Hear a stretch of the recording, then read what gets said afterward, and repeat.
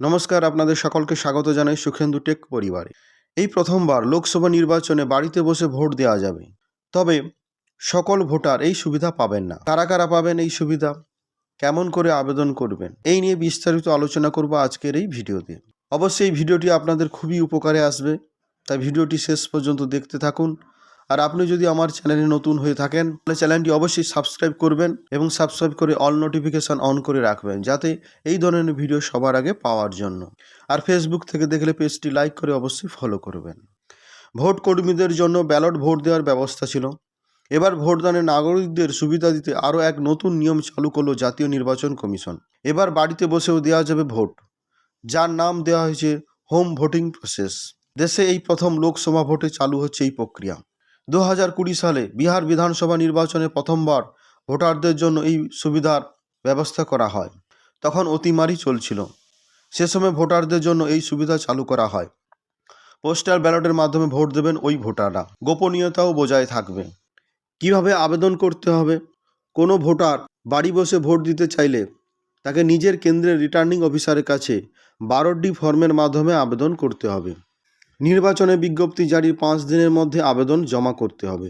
Ballot পেপারের মাধ্যমে ভোটদানে ইচ্ছুক ভোটারদের বাড়ি গিয়ে 12D আবেদনপত্র দিয়ে আসবেন বুথ স্তরের আধিকারিকরা। ভোটাররা আবেদনপত্র ভরে বুথ স্তরে আধিকারিকদের হাতে দেবেন, তারাই রিটার্নিং অফিসারের কাছে জমা করবেন। এই ভোটদানের আবেদন মঞ্জুর হলে তার বাড়িতে যাবেন 2 জন নির্বাচনী আধিকারিক, 1 জন ভিডিওগ্রাফার এবং নিরাপত্তা রক্ষীর দল। সেখানে গিয়ে পোস্টাল ব্যালটে ভোটদানের ব্যবস্থা করবেন তারা। যে ভোটারেরা বাড়ি বসে ভোট দেবেন তাদের একটি তালিকা থাকবে ওই কেন্দ্রের প্রার্থীদের কাছে। স্বচ্ছতার কারণে এই পদক্ষেপ। ভোটদানের পর ব্যালট জমা থাকবে রিটার্নিং অফিসারের কাছে। গণনার দিন তা গোনা হবে। যে ভোটারদের বয়স 85 বছরের বেশি এবং যাদের কোনো শারীরিক সমস্যা রয়েছে, একমাত্র তারাই বাড়িতে বসে ভোট দিতে পারবেন। আসন্ন লোকসভা নির্বাচনে 97 কোটি ভোটার ভোট দেবেন। তাদের মধ্যে এই সুবিধা পাবেন 83 লক্ষ ভোটার, যাদের বয়স 85 বছরের বেশি এবং 88,80,000 বিশেষভাবে সক্ষম ভোটার। লোকসভা নির্বাচনের পাশাপাশি অন্ধ্রপ্রদেশ, অরুণাচল প্রদেশ, ওড়িশা, সিকিমে বিধানসভা নির্বাচন হবে। সেখানকার প্রবীণ এবং যাদের কোনো শারীরিক সমস্যা রয়েছে, অর্থাৎ যাদের 40% বেশি অক্ষমতা আছে, এই 2 ক্ষেত্রেই তারা বাড়িতে বসে ভোটদানের সুবিধা পাবেন। নির্বাচন কমিশন সূত্রে জানা গিয়েছে, দেশে 80 বছরের বেশি বয়সী ভোটারদের সংখ্যা 1,80,00,000। তাদের মধ্যে 98 লক্ষ জনের বয়স 80 থেকে 85 বছর।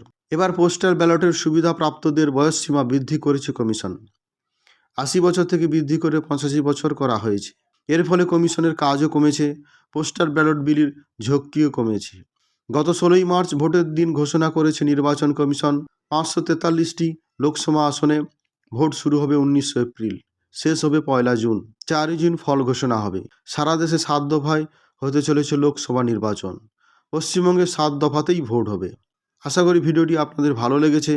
ভিডিওটি ভালো লাগলে অবশ্যই একটি লাইক করবেন, কমেন্ট করবেন, শেয়ার করে সবাইকে জানিয়ে দেবেন এবং অবশ্যই চ্যানেলটি সাবস্ক্রাইব করবেন। সবাই ভালো থাকবেন, সবাইকে ভালো রাখবেন। জয় হিন্দ, বন্দে মাতরম।